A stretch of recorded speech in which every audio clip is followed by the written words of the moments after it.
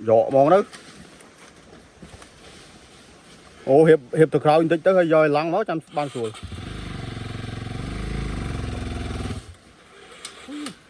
con muốn nó đi xuống ba đấy đấy sao là mảng tích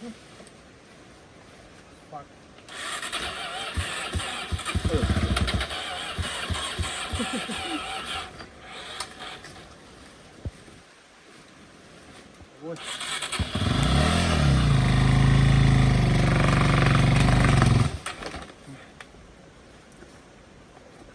ô thành hạt euro du đó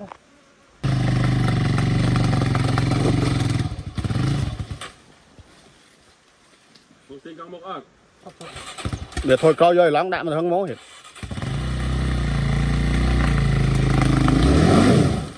rồi chứ cào cái te ba đây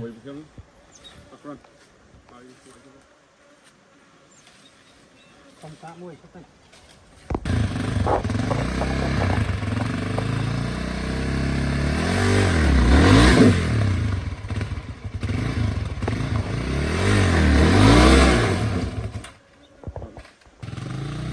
rồi ở đây cao đây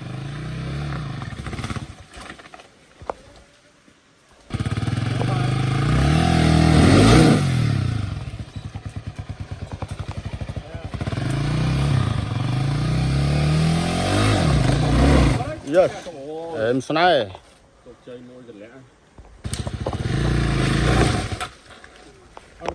ở đây tôi chơi rồi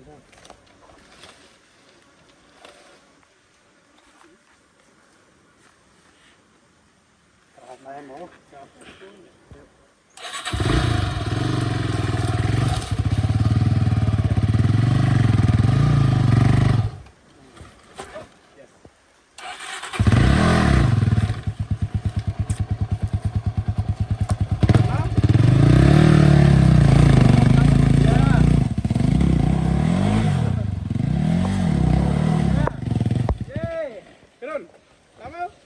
giờ anh ông lần mày đuối này chặt bấm không